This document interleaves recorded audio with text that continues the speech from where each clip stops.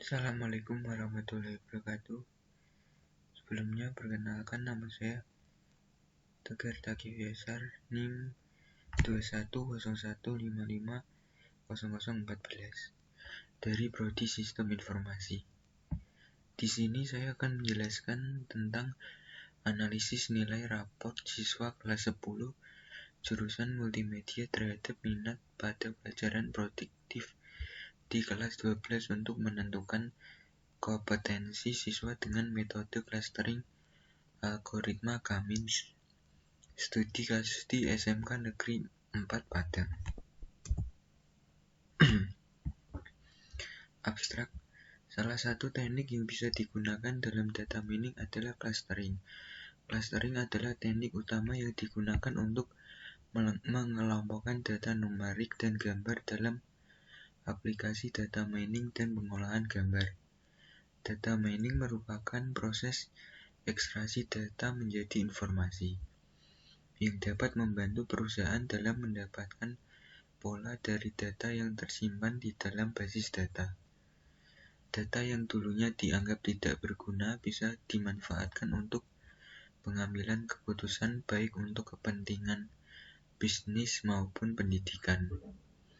Dalam dunia pendidikan, data mining perlu diterapkan untuk membantu proses pengolahan data, salah satunya dalam hal pengelompokan data siswa. Data yang biasanya hanya dijadikan sebagai arsip di sekolah dapat dijadikan sebagai pedoman oleh para guru dalam hal penentuan minat siswa. Hal tersebut juga diterapkan pada SMK Negeri 4 Padang yang akan mengelompokkan data siswa berdasarkan minat siswa terhadap mata pelajaran produktif multimedia sehingga dapat digunakan untuk menentukan kompetensi siswa dan dapat juga digunakan dalam pengambilan keputusan untuk menentukan penguasaan materi yang akan dipelajari di kelas 12. Data yang digunakan adalah data nilai raport siswa kelas 10 multimedia tahun masuk 2013 semester 1 dan 2 serta kredit titel tugas mata pelajaran produktif siswa saat mereka kelas 12. Penelitian ini akan mencari kompetensi siswa berdasarkan minat pada mata pelajaran produktif.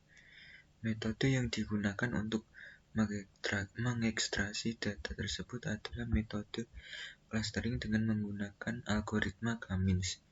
Algoritma Cummins merupakan salah satu metode clustering yaitu model centroid. Maksudnya menggunakan centroid untuk membuat cluster. Centroid adalah titik tengah suatu cluster. Suatu objek data termasuk dalam suatu cluster jika memiliki jarak terpendek dengan centroid data tersebut. Yang pertama ada pendahuluan. Ilmu pengetahuan dan teknologi sekarang ini berkembang pula konsep data mining untuk mengelola data yang dulunya dianggap sampah, sehingga data-data yang tersimpan dan terakumulasi dalam jumlah yang banyak bisa digali dan dimanfaatkan untuk pengambilan keputusan baik untuk kepentingan bisnis maupun pendidikan. Pendapat lain tentang data mining menyebutkan bahwa data mining merupakan proses ekstraksi data menjadi informasi yang sebelumnya belum tersampaikan. Dengan teknik yang tepat, proses data mining akan memberikan hasil yang optimal. Dalam metode clustering, banyak teknik yang dapat digunakan. Salah satunya adalah penggunaan algoritma Cummins. Menurut tinjauan sebuah jurnal, penggunaan algoritma Cummins dapat membantu dalam pengelompokan data informasi yang ditampilkan berupa nilai centroid dari tiap-tiap cluster. Untuk mencegah terjadinya perpindahan pelanggan, maka perlu diketahui kelompok pelanggan potensial, sehingga perusahaan dapat memberikan pelayanan prima. Pola yang dihasilkan dari algoritma ini adalah sebuah pengelompokan data siswa berdasarkan minat terhadap mata pelajaran produktif multimedia. sehingga dapat digunakan untuk menentukan kompetensi siswa dan dapat juga digunakan dalam pengambilan keputusan untuk menentukan penguatan materi yang akan dipelajari di kelas 12. Output dari penelitian ini adalah siswa yang berminat sebagai movie maker atau siswa yang berminat sebagai artis. 2. Landasan teori. Bab 2.1 Knowledge Discovery in Database atau KDD. Knowledge Discovery in Database biasanya disampaikan dengan data mining, berdasarkan tujuannya dalam mencari pengetahuan yang berguna dalam menentukan data yang besar. Data mining sebenarnya merupakan salah satu bagian proses knowledge discovery in database yang bertugas untuk mengekstrak pola atau model dari data dengan menggunakan suatu algoritma yang spesifik. Bab 2.2 Data mining. Pengertian data mining adalah suatu istilah yang digunakan untuk menguraikan penemuan pengetahuan di dalam database. Pendapat lainnya adalah data mining merupakan proses ekstraksi data menjadi informasi yang sebelumnya belum tersampaikan. Bab 2.3 Clustering. Clustering yaitu proses pembentukan kelompok data dari himpunan data yang tidak diketahui kelas atau kelompoknya. Dengan kata lain, clustering proses untuk mengetahui kelas-kelas atau taksonomi atau analisa topologi dari data-data yang ada. Bab 2.4 K-means. K-means clustering diperkenalkan oleh McQueen tahun 1967. K-means clustering salah satu bentuk yang paling sederhana dari algoritma pembelajaran tanpa pengawasan yang digunakan untuk memecahkan masalah berdasarkan klaster. Bab 3. Proses clustering dengan algoritma K-means. K-means termasuk dalam metode data mining yang memungkinkan bagi setiap data yang termasuk dalam klaster tertentu pada suatu tahapan proses pada tahapan berikutnya berpindah ke klaster yang lain. K-means memisahkan data ke K daerah bagian yang terpisah, di mana K adalah bilangan integer positif. Algoritma K-means sangat terkenal karena memudahkan dan kemampuannya untuk mengklasifikasi data besar. Berikut adalah langkah-langkah algoritma K-means. 1. Menentukan jumlah klaster. 2. Menentukan pusat klaster awal. Dalam menentukan pusat klaster awal, dilakukan pembangkitan bilangan random yang mempresentasikan urutan data input. Pusat klaster awal didapatkan dari data sendiri, bukan dengan menentukan titik baru. 3. Menghitung jarak dengan pusat klaster. Untuk mengukur jarak antara data dengan pusat klaster, digunakan Euclidean distance. Algoritma perhitungan jarak data dengan pusat klaster adalah sebagai berikut. Ambil nilai data dan nilai pusat klaster. Hitung Euclidean distance data dianggap dengan tiap pusat klaster dengan rumus berikut ini, di mana Xi sama dengan objek X ke I, Y sama dengan daya Y ke I, N banyaknya objek. 4. Pengelompokan data. Jarak hasil perhitungan akan dilakukan perbandingan dan dipilih jarak terdekat antara data dengan pusat klaster. Jarak ini menunjukkan bahwa data tersebut berada dalam satu kelompok dengan pusat klaster terdekat. Algoritma pengelompokan data. A. Ambil nilai jarak tiap pusat klaster dengan data. B. Cari nilai jarak terkecil. C. Kelompokkan data dengan pusat klaster yang memiliki jarak terkecil. Penentuan klaster baru. Untuk menentukan pusat klaster baru bisa dihitung dari rata-rata nilai anggota klaster dan pusat klaster. Pusat klaster yang baru digunakan untuk melakukan iterasi selanjutnya. Jika hasil yang didapatkan belum konvergen, proses iterasi akan berhenti. Jika telah memenuhi maksimum iterasi yang dimaksudkan oleh unsur atau hasil yang dicapai sudah konvergen atau pusat klaster baru sama dengan pusat klaster lama. Algoritma penentuan pusat klaster: A. Cari jumlah anggota tiap klaster. B. Hitung pusat baru dengan rumus pusat klaster baru dengan rumus di bawah ini, di mana XI sama dengan objek ke I atau anggota klaster, N sama dengan banyaknya objek atau jumlah objek yang menjadi anggota klaster. Berikut ini tabel data rata-rata nilai semester 1 dan 2.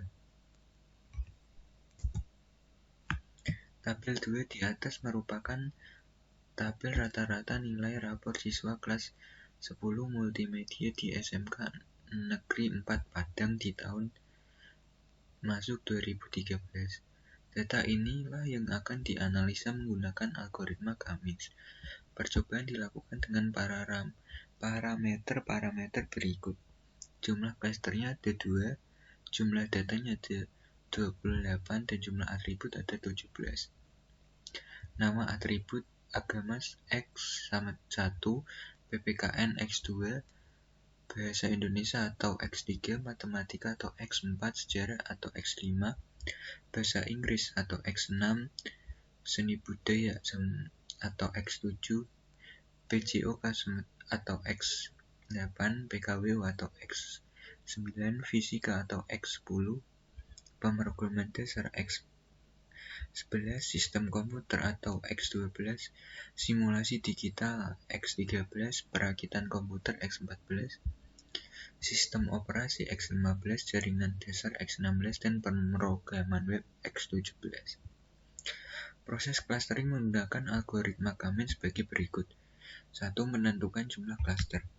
Jumlah klaster yang ditentukan untuk mengelompokkan data siswa sebanyak 5 klaster. 2. Menentukan sentroid atau pusat klaster. Pusat awal klaster atau sentroid ditentukan secara random atau acak, di mana nilai C diambil dari baris ke-24, nilai C2 pada baris ketiga, nilai sentroid awal pada pengelompokan data nilai rapot siswa dapat dinilai pada tabel 3 di bawah ini. Bisa dilihat tabel 3 sentroid awal.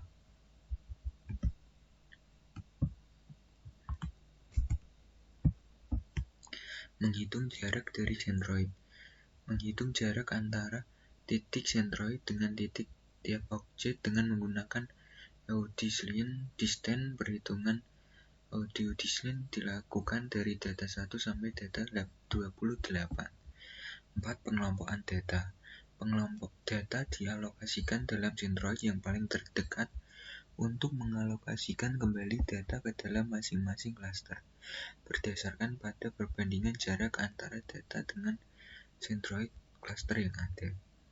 Data dialokasikan ke dalam klaster yang mempunyai jarak ke sentroid terdekat dengan data tersebut. Pada tabel 4 berikut ini dapat dilihat perbandingan jarak antara data dengan sentroid klaster yang ada.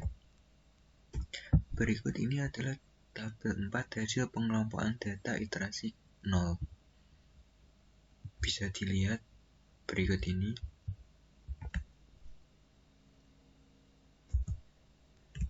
Dari tabel di atas dapat dilihat kelompok data baru sebagai berikut. Yang pertama, kelompok C1 yaitu data ke 2, 7, 8, 9, 24, 26, dan 27. Ada 7 data pada kelompok C1. Kelompok C2 yaitu data ke ada 1,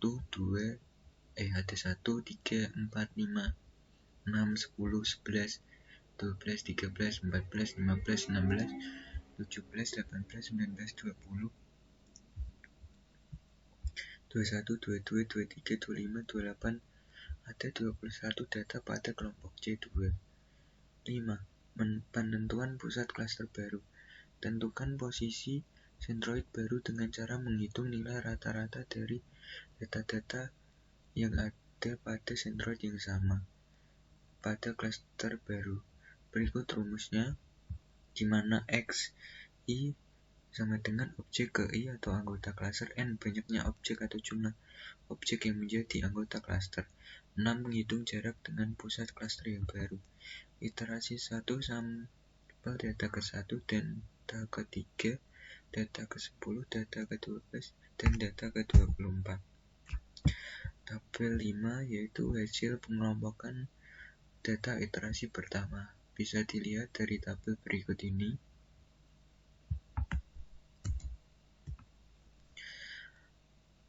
Selanjutnya, hasil dan analisa. Dari hasil clustering maka dapat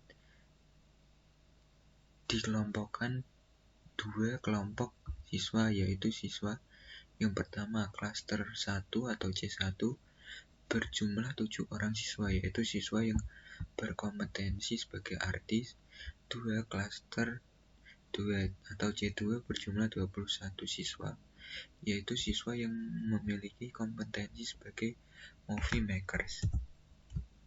Kesimpulan, berdasarkan uraian yang dapat dikemukakan pada bab sebelumnya, maka dapat ditarik kesimpulan sebagai berikut. Metode clustering dengan algoritma Cummings dapat menggunakan untuk mengelompokkan siswa dengan minatnya pada mata pelajaran produktif di kelas 12 berdasarkan nilai rapot saat mereka kelas 10.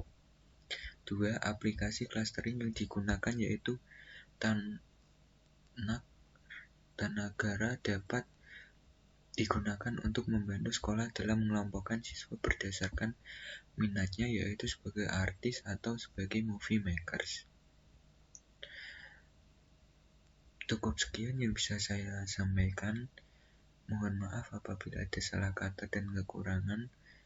Wassalamualaikum warahmatullahi wabarakatuh.